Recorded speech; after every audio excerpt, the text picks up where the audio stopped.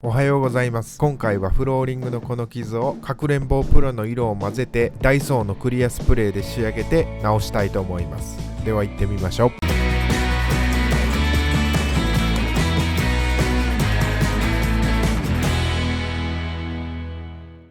まず今日の作業で必要なものはかくれんぼうプロフローリング補修セット、ダイソーのラッカーのクリアスプレー、320番のペーパー、ドライヤーです。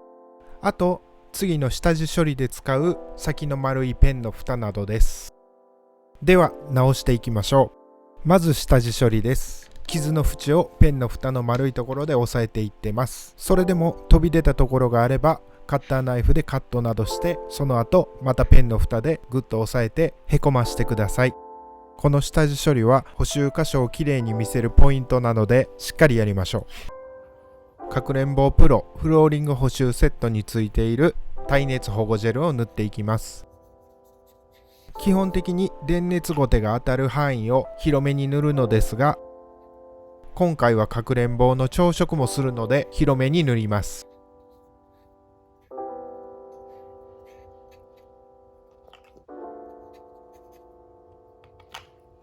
かくれんぼうセットについているこの3本のうちダークブラウンとブラウンオークの2本を使います。まずこのフローリングの色に近そうなダークブラウンを傷から少し離れたところで溶かします。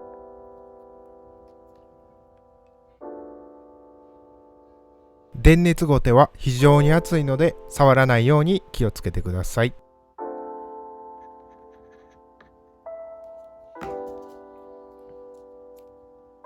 ダークブラウンだけだとちょっと濃い感じがしたので、ブラウンオークで少し明るさを足します。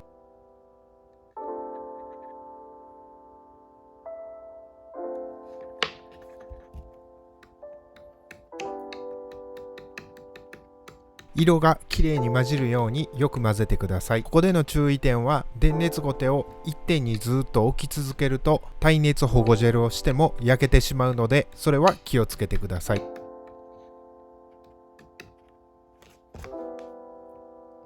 混ぜながら色味を見て調節してください。直すフローリングの上で調色する利点は、調色した色がフローリングと合っているかすぐわかるからです。色ができたら多めにとってこのように充填します。電熱ゴテが温まった状態だとすぐ溶けてしまって、表面張力でどうしても傷の部分がへこんでしまいます。電源を抜いて温度調節して形を作っていきます。電熱ゴテの温度を調整したとしても結構面を出すのが難しいので、少し盛るようなイメージで埋めてみてください。かくれんぼうを少し持ってサンドペーパーで削って形を作ってスプレーで仕上げるっていう段取りでいきます。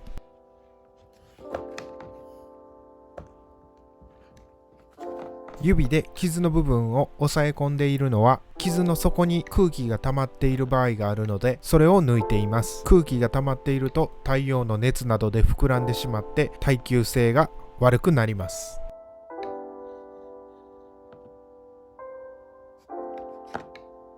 電熱ゴテの温度が下がってかくれんぼうがこれぐらいの硬さになったら、あとは力で押し込むような形で入れていきます。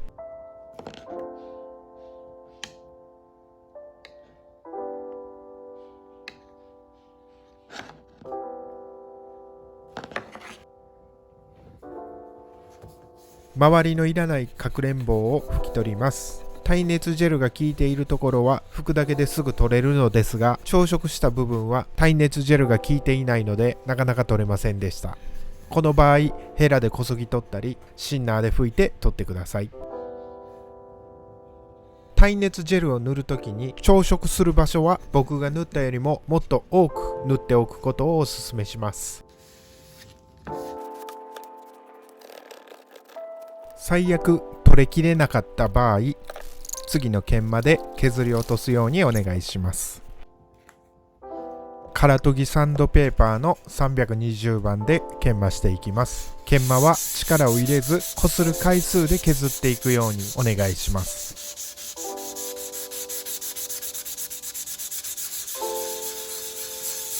研磨した時に研磨した粉がついて白く塊になっているところはパテが残っています。理想は傷の部分だけパテが残るように研磨することです。最後になるので見ていてください。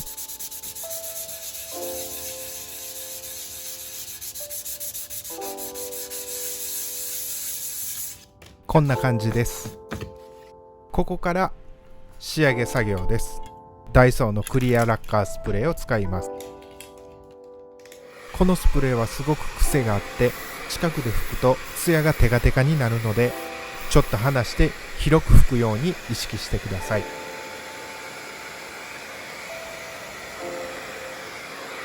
サンドペーパーの320番程度の研磨跡だと、このラッカースプレーでも削り目が消えます。もしスプレーを拭いても全く消えない場合は、そこですぐやめて研磨を400番、600番、1000番と落としていくと消えやすくなります。完成です。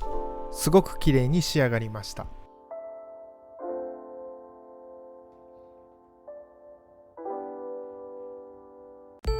ご視聴ありがとうございます。ぜひチャンネル登録とグッド評価よろしくお願いします。